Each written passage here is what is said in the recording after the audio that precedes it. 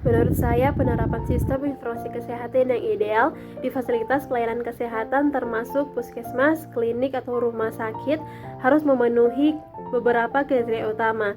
Yang pertama, terintegrasi. Sistem ini harus mengintegrasikan semua aspek informasi kesehatan, termasuk rekam medis pasien, informasi keuangan, persediaan obat, dan laporan kebijakan. Hal ini memungkinkan petugas kesehatan untuk mengakses informasi secara cepat dan efisien.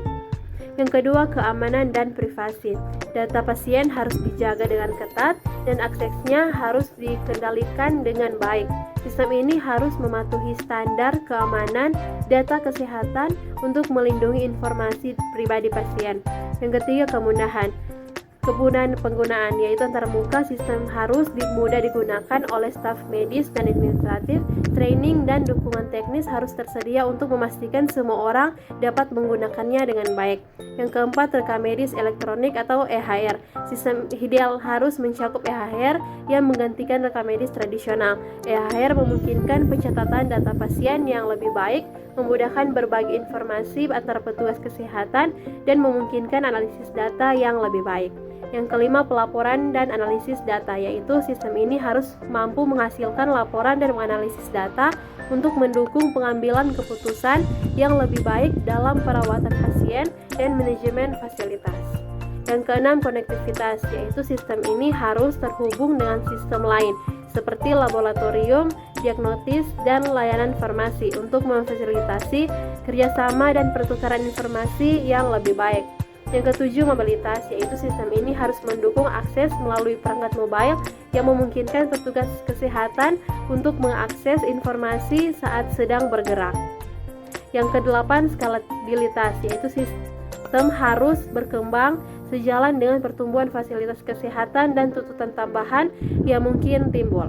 Yang kesembilan, biaya efektif, yaitu penerapan sistem ini harus menghasilkan manfaat yang sebanding dengan biayanya sehingga dapat memaksimalkan efisiensi operasional.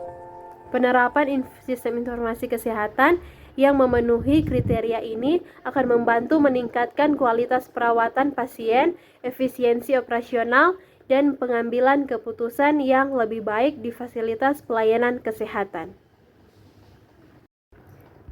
Indikator yang sebaiknya diterapkan dalam sistem informasi kesehatan di fasilitas pelayanan kesehatan melibatkan berbagai aspek.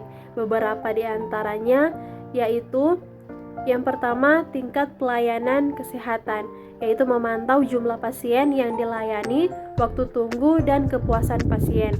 Yang kedua, keberhasilan pengobatan, yaitu memantau tingkat kesembuhan, pengendalian penyakit, atau perbaikan kondisi pasien. Yang ketiga, keamanan data, yaitu menilai sejauh mana data pasien dilindungi dan aman dari akses yang tidak sah. Yang keempat, efisiensi operasional, yaitu menyusun indikator terkait biaya, penggunaan sumber daya, dan efisiensi operasional. Tanggung jawab pengelola sistem informasi kesehatan di fasilitas pelayanan kesehatan meliputi yang pertama, pengumpulan dan pemeliharaan data, yaitu memastikan data pasien dan rekam medis terkini, akurat, dan tersedia saat diperlukan. Yang kedua, keamanan data, yaitu melindungi data pasien dan dari ancaman keamanan dan menjaga kepatuhan terhadap peraturan privasi data. Yang ketiga, integrasi sistem, yaitu memastikan berbagai sistem informasi terintegrasi dengan baik sehingga data dapat digunakan dengan efektif. Yang keempat, pengembangan teknologi, yaitu memantau perkembangan teknologi informasi kesehatan dan memastikan sistem tetap up to date. Yang kelima, pelatihan staf, yaitu melatih staf pelayanan kesehatan dalam penggunaan sistem informasi dengan benar.